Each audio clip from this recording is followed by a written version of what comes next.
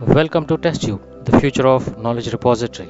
We believe that knowledge is open for everyone for free, and our mission is to gather such knowledge content of various technologies and various industries at one place and make it available for everybody. If you too believe in such vision and want to be a part of it and want to contribute your knowledge to this mission, we definitely welcome you. So please write to us or get in touch with us or the email given below, which is sharetesttube@gmail.com. We can plan it, and the credit to your contribution goes to you. And for those who want to explore more, please subscribe to my channel, and also you can check my blog given below, which is forverstyles.blogspot.com. Welcome to this video series of interviews from different companies, and in all these series we are discussing about the interviews and the process, which are either cracked by me or somebody else who wants to stay anonymous, but there is enough proof gathered that this interview is genuine, which I'll show you in this video also. And also there is a note that all the answers discussed here are mostly correct, and I will explain both the perspectives, like what is the actual answer given by the interviewee and what is the most correct answer if that is not correct. And also, if you found that there is another most closest answer to what is discussed in this video, you can mention it in your comment section, and I will take it from there and update in the description section, so that everybody else who watches the video, they'll know the updated and correct answers than what is discussed in this video. Coming to this video, this is about a particular company called Sling or Dish TV, and here is how the interview process will be. It will consist of three rounds based on the interview experience which we had. The first round is technical, the second round is managerial, and the third round is HR discussion. HR discussion is just a casual discussion about your CTC and most. So we won't be discussing the HR discussion mostly, just the first round and the second round. This video is divided into two parts because it is going to be lengthy. The first round is discussed here, second round will be discussed in the next video. And here you can see the evidence that this interview is genuine. This is the call letter, and this interview covers for candidates of 5 to 8 years of experience, and this interview happened on Google Chat, and this is about Selenium with Java, SQL, and some testing concepts in general. So that's all about the interview process. Now let's jump into the first round. Like I said, first round is technical round, and this went for 40 minutes, and there are questions around 9 to 12. I'm able to remember nine questions, so I'm going to discuss the nine questions here along with the answers. The first question is about coding. Interviewer asked me to write a logic to find the nearest square root of a given number.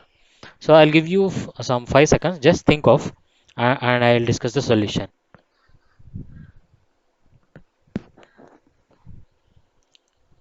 Okay, fine. So initially, when I was asked this question, this is how the thought process come in for me.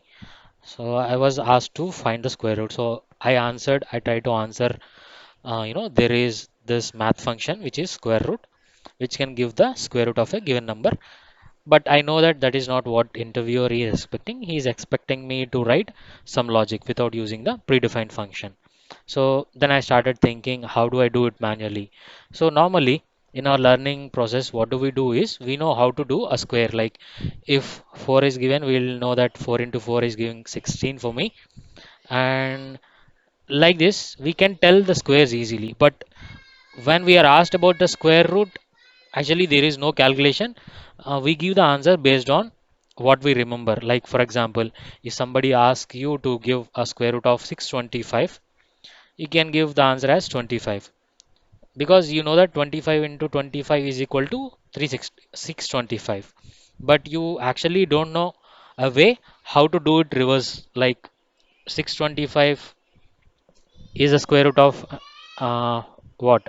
So there is no logic because you know the tables and you know how to do it forward, like 4 into 4, 5 into 5, 10 into 10. But to give the square root, you will give the answer based on what you remember. So there is no calculation like multiplication, there is no division, no other concept. Square root itself is a concept. So you just go by remembering. So I started thinking, how do I do it? Then I got this idea like, so why don't we go with the squares and match it with the given number? So I go on with the squares and I'll try to match it against the number which I was given. And once it is matching to that number, then I will take back control to the number which I have used to do the squaring, and I say that is my square root. So that's how I came up with an approach. And also you can notice from you know the question, we are asked to give the nearest square root, not the precise one. So it is even more easy that you don't have to worry about the decimals, you just give the nearest square root. So this is the logic, take the number as 27 or 25. So initially I took the logic for 25, which is the perfect square root. So I go on build on logic like I take a loop with the iterator I. So I find the square each time. When the square is near to the number which is given, which is 27 or 25, then I say I is my square root for the given number. So that is how the logic I have built in, and I'm just going to show you the same thing so that you know that it is a working solution. So this is the logic. So based on the flowchart diagram, so I have to take n, I have to initialize some variables, I have to build a logic which will compare, do a comparison between the square what I'm doing and the number which is given until it is false. So I have written the similar logic. I taken the loop, I am finding the square each time and I am comparing the square with the input number. Let's say if it is 25 in this case. So I am iterating the loop till it is crossing the input value. So once it cross the input value, it will come out of the logic. Since it has crossed the input value, I don't want the value which is crossed the one. So instead I want a value which is a previous one to I. So I want I minus 1 to be the square root, which is j. All right. So this is very simple logic. If you understand the concept like how to retrieve back from squares to square root. If you don't understand this concept, like if you didn't get that idea, like you keep on squaring and trying to do comparison without using a predefined function, it will be difficult. So it just kicked into the mind that doing it this way. So I'm able to answer that question. And interviewer is impressed not just by this, because in addition to that, I also told another logic. So I'm just returning j, which is returning me the square root. Now let me just run this one. Um, Here I have created an object to the function which I have to the class, and I call that function get square root. I am passing the argument over here. Let me give 49 and I am printing the square root of that number. So square root of 49, we know that it is 7 because we remember it as 7, right? So yes, it has given, and I give it 12 12s are 44. So actually I don't know square root of 144. I know square of 12 is 44. That is how I am able to tell square root of 144 is 12. So that's a good question. How do you do it? So square root of 144 is 12. So that is fine. But what if I have given, 136? So the question is about nearest square root, right? Not about a perfect square. Let us see what it will do. So nearest square root for 136 is 144, which we know it already. So square root for 144 is 12. A square root before that one is 121, which is 11 into 11, 121. 12 into 12, 144. So which is near to 136 is 144 but not 121. So that is why the nearest square root is 12 but not 11. Now let us do this way. 144, let me give 146. All right. So now let me try to find it, the nearest square root of this one. So this will give me 13. So it says 13 is the nearest square root, but we know that it is not correct. Actually, 12 is the nearest square root because 144 is near to 146. So nearest square root should be 12. So this logic has a loophole that it is not able to catch the nearest square root which is coming immediately after to this one. So it is always giving a number which is near to the perfect square root. So it is not able to find 146, but it is able to find 136. So what it is doing is it is always giving a perfect square root which is coming after and closest to this one, but it is not able to doing the backtrack calculation.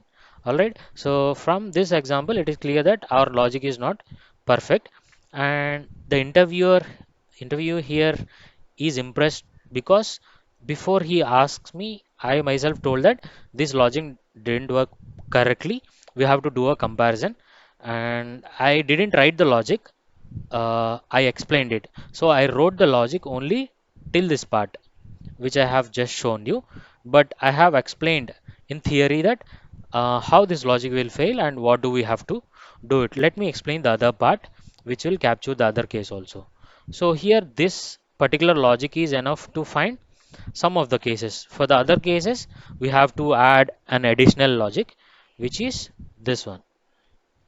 So it is actually finding only one set of elements which are closure, but it is not able to do it track back calculation and not finding the other cases. To handle that cases, this is the logic. What this logic is doing is uh, along with the I minus 1 values which are coming here, which is giving the closest square root, it is also going one step backward, one more step backward, so that it will give a fair chance for 12 also. In this case it returned 13 which it should return 12, so it has to traverse one more value back.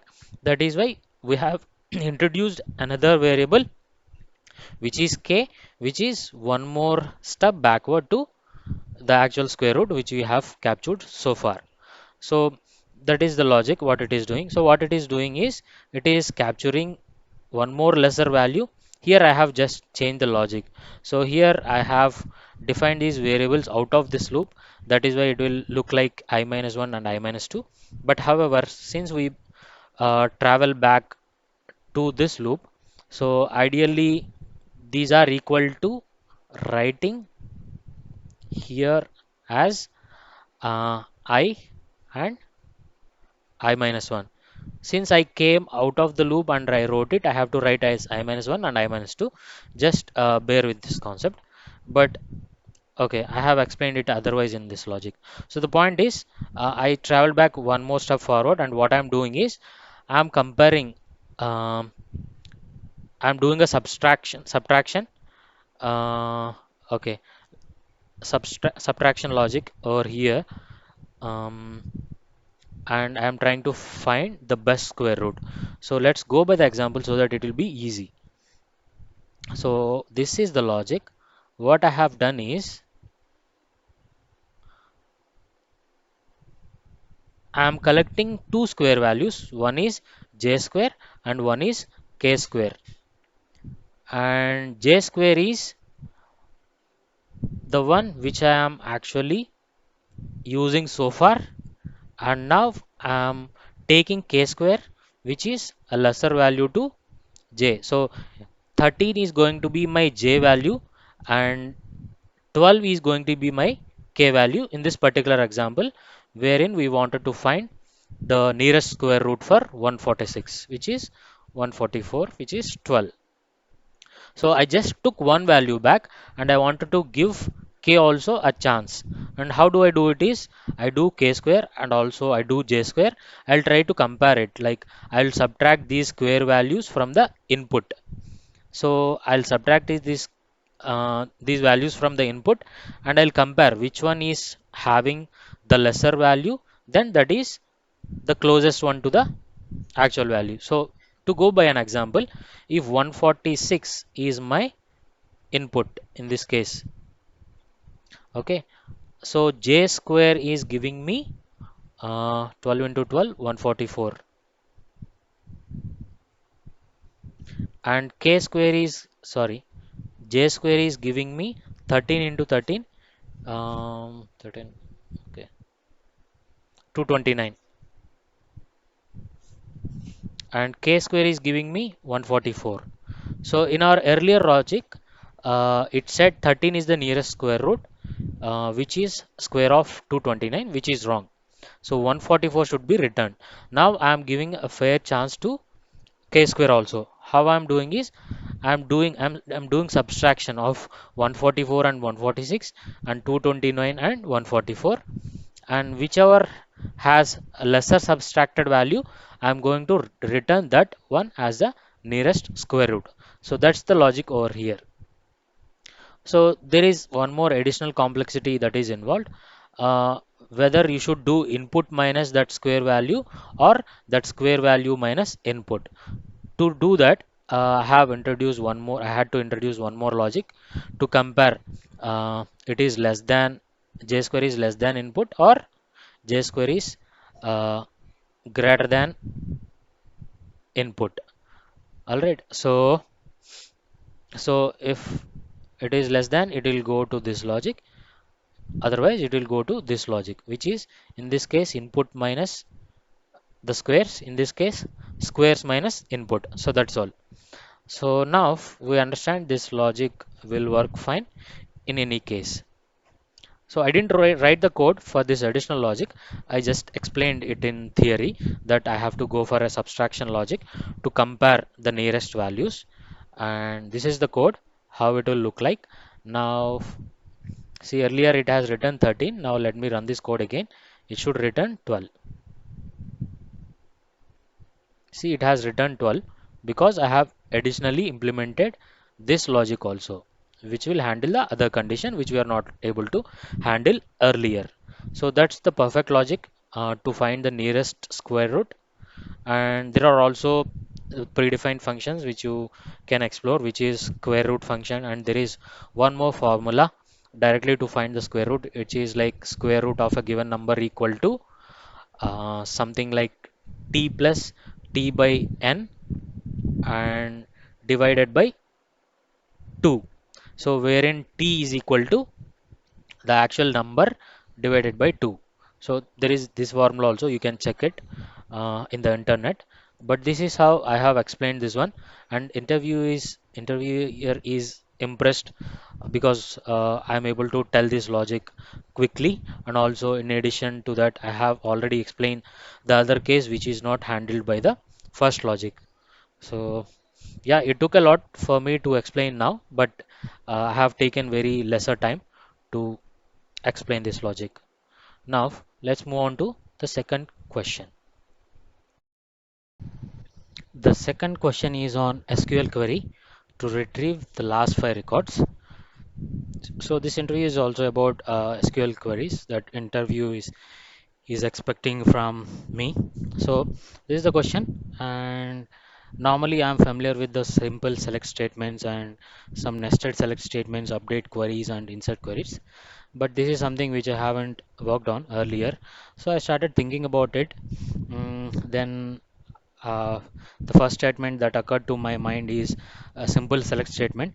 So as an example, I'm taking this select star from customer uh, table, and it has 91 records, and here you are seeing 91 records. So from this table I wanted to retrieve last five records. So from the simple select statements, what that occurred from my mind from to my mind is select start from uh, assort it in descending order, so that will give me the last records. So I'm writing that query. order by sys sorry customer ID. So in the descending order, I ran this query. This is giving me the records from last, but in my case I wanted last five records. So then it occurred to me that there is this keyword called limit, which will limit the number of records that are retrieved. It is retrieving 91 records now, but I wanted only 5 records, so I'm limiting this to limit limit to 5 records. So and I run this query. So it has given me last 5 records, which is what interviewer has asked me about. So I said this eventually, and he's happy. So to further, he asked me this question also. After that, he asked me a question which is following that, saying now he want to retrieve the second record from the last. So this is what the question he has asked. I gave a thought, but I couldn't remember any keywords which would give me the second record. After some time, I would have tried to find some answer, but I didn't do it. We just moved on to the third question. So you can find the answer. So take this as an exercise to find the last but one record in a given table. So that's an exercise for you guys. So the third question is like he said that there is a high priority defect and high severity defect, and according to me, uh, what a developer should fix first.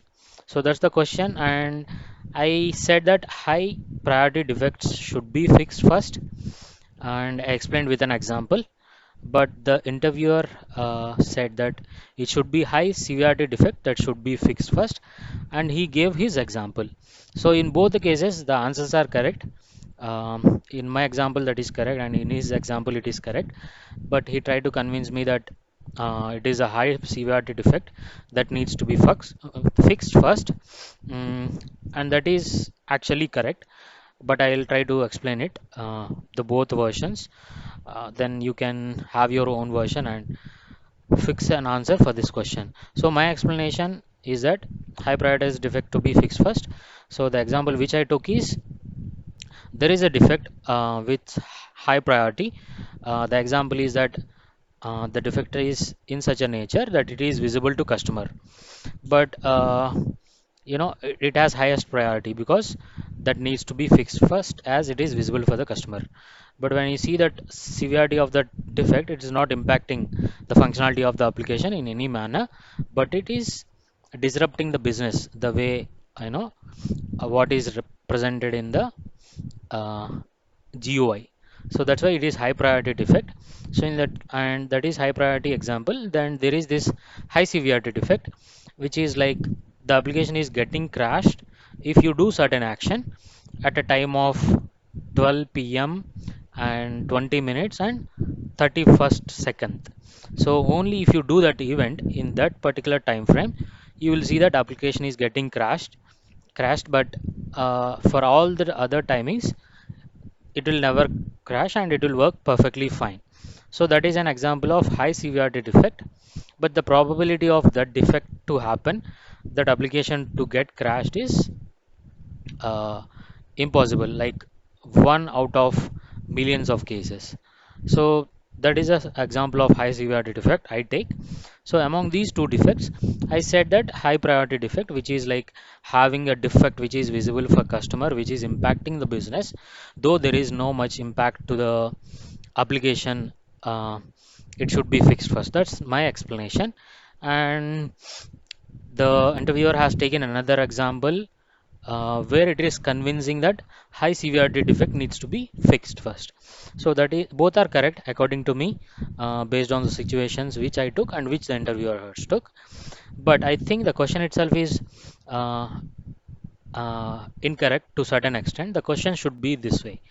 So if there is a high severity and low priority defect, and if there is a high priority and low severity defect, which should be fixed first? That could be the question. Or if there is a high severity and uh, high priority defect, okay, high severity or low priority, high priority or medium severity, then which one should be fixed by the developer?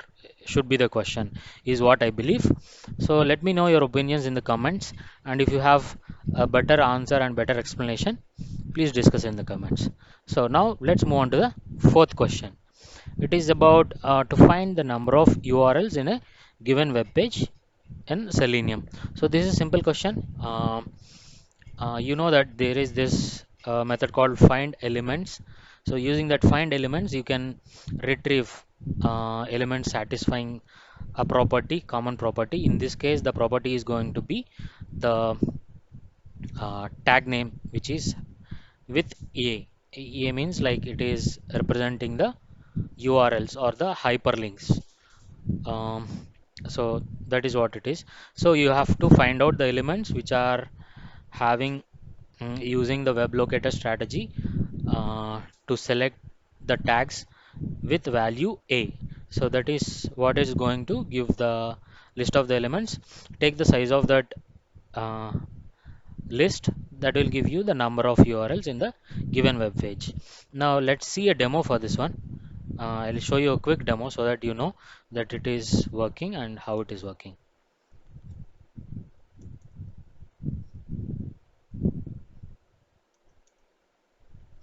Okay, this is a square root one which we discussed just before. Okay, this is an example. I have a method. I have a test, in fact, where, like I said, I have initiated a driver and I have initiated a web page. I have called find elements method to the driver, and I have identified the elements with the tag name A. So this is giving me a list of web elements which are list of hyperlinks or the URLs in that page. Dot size method is going to return me the number of web elements which are URLs. So I am printing that one. So let me just run it quickly.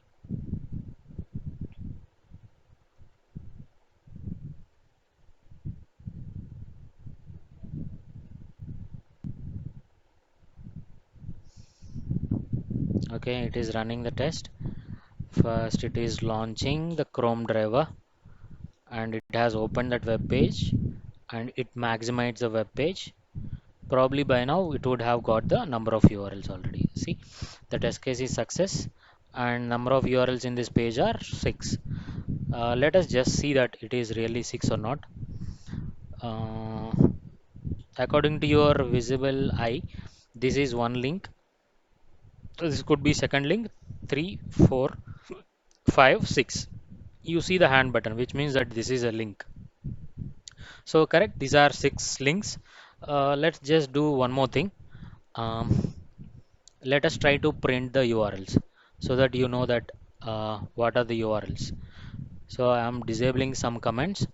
I have disabled the UR list, which is list of web elements, and I took the list of web elements from this method. So this is returning the number and this has taken the actual list. Now I want to print the list. So what I have to do is I have to get text from each web element in this list. So what I should do is I should take help of iterator, or else I can take a help of for each loop. In this case, I will take for each loop and try to print each link. I have the code copied here below. Um, Let me keep it here. Let me uncomment it. Okay, so this is the for each loop. I took a temporary variable which is of type web element because this is a list of web elements. So now I am printing each web element URL with the help of getText method. Okay, so this will print each web link. So let me run this. So before I run it, uh, let me see.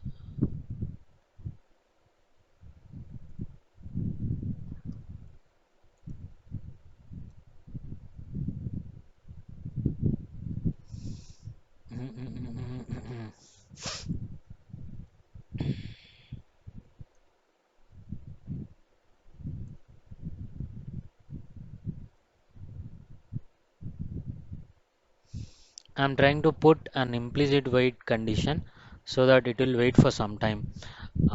for the page to be loaded.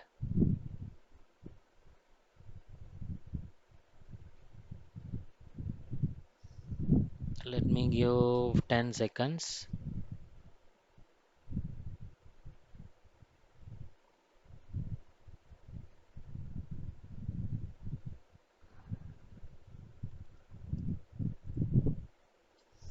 Time unit in seconds. Okay. So I take just 10 seconds so that it will wait for 10 seconds so that the page loads properly and it has a chance to fetch the web links.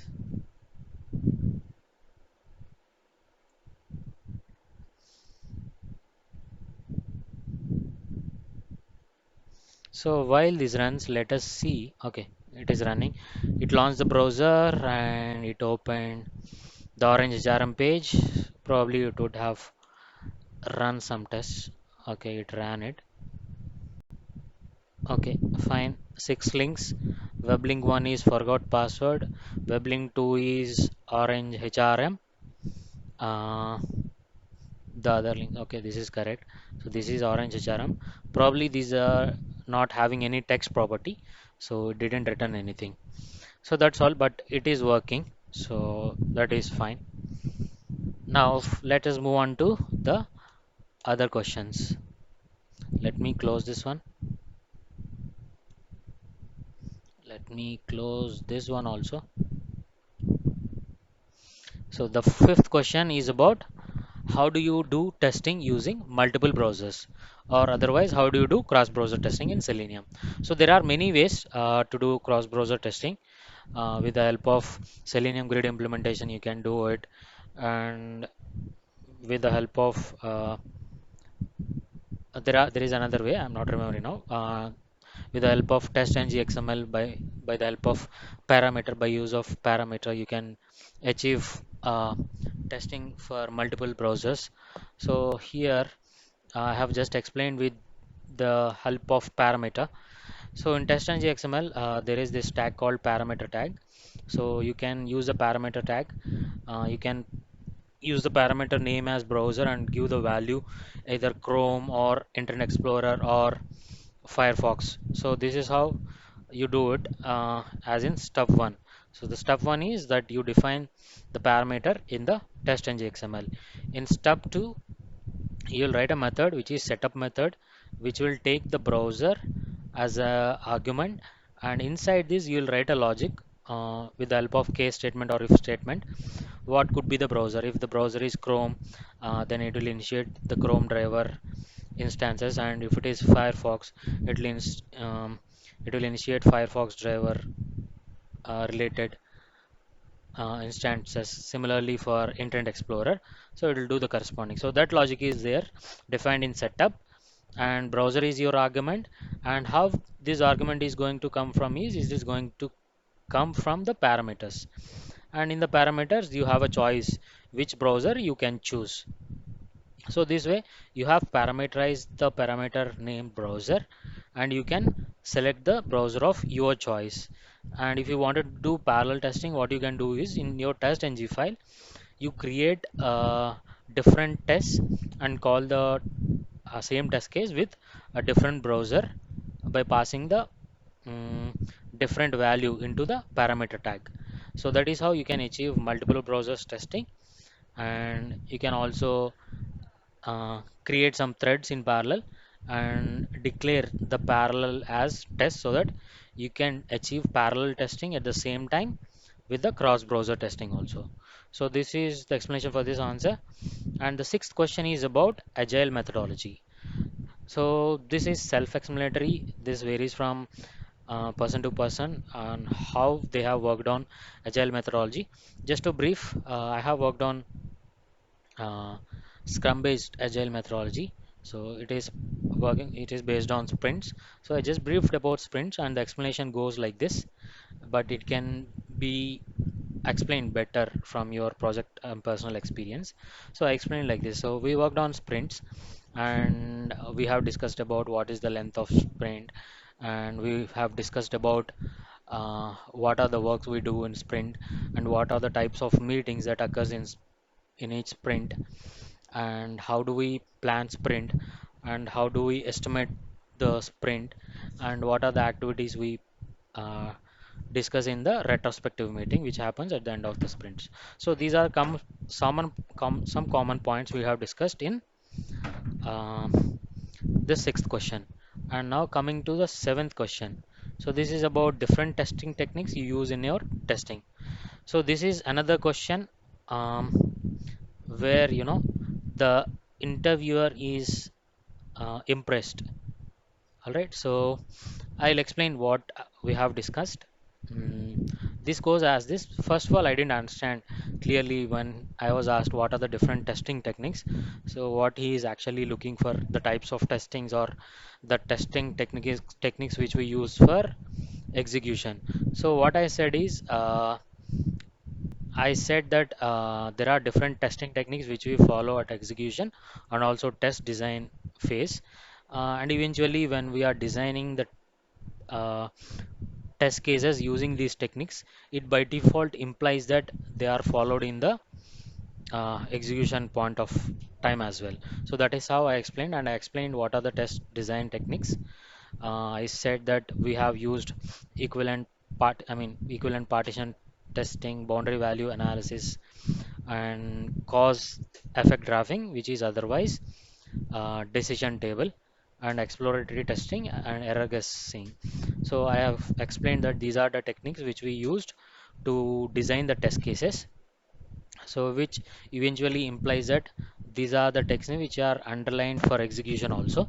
So same techniques which are followed, and mostly we are following black box testing for as an approach, and we do have other testings also which are functional testing, unit testing. Functional testing is again comes under black box testing, unit testing, integration testing, system testing, and explained brief about all these types of testing. And I have briefed about what is boundary value analysis and what is equivalence partition and what is decision table technique and how we have used in my particular project. So the ones which are in red, they are also different testing techniques, but I have explained the ones which are in green.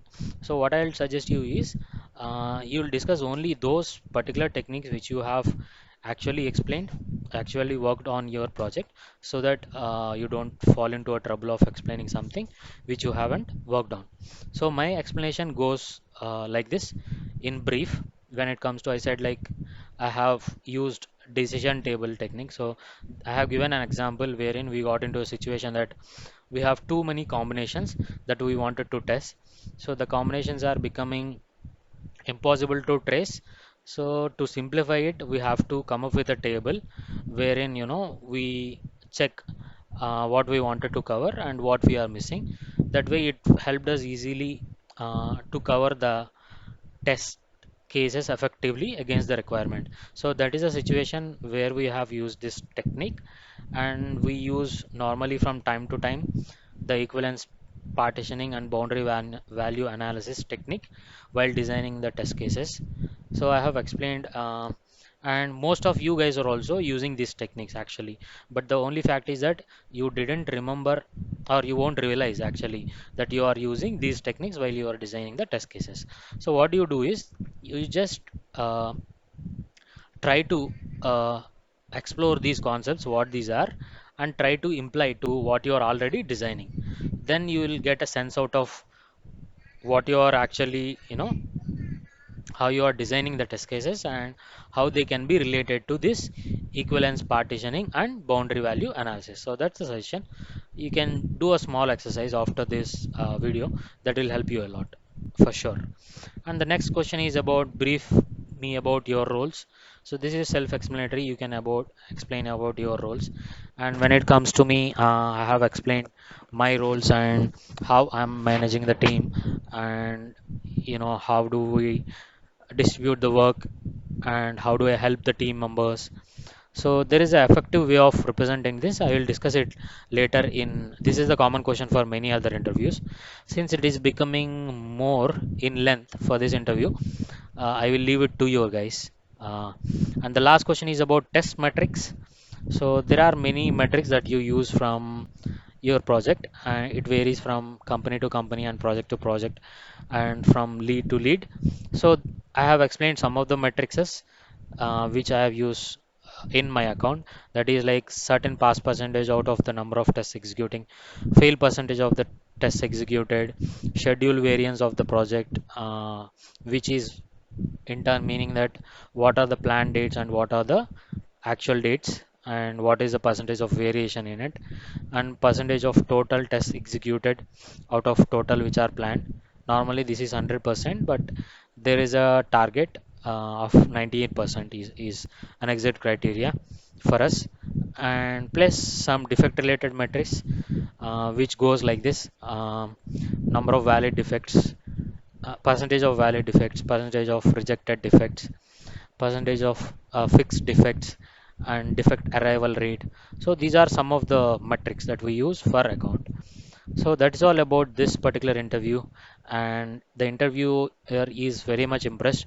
Is something what I have made out for myself when I am giving in this interview, and I know that I will get through this interview. And like I said, the result of this interview is that I'm selected for the second round. Now we'll discuss in another video about the second round. Okay, thank you for watching this one.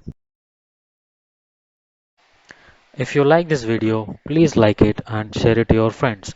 Also, if you wanted to see more content like this, please do subscribe to this channel and also spread the word to your friends. And if you miss any of the videos, you can refer to this channel, and also you can refer to this blog which is given below, which is forwardstyles.blogspot.com. And also, if you wanted to contribute your knowledge through wider audience, you can join us by writing it to this given email, which is sharetesttube@gmail.com. And also, if you have any doubts on any of the videos, again, you can write to us over sharetesttube@gmail.com. Thank you for watching this video.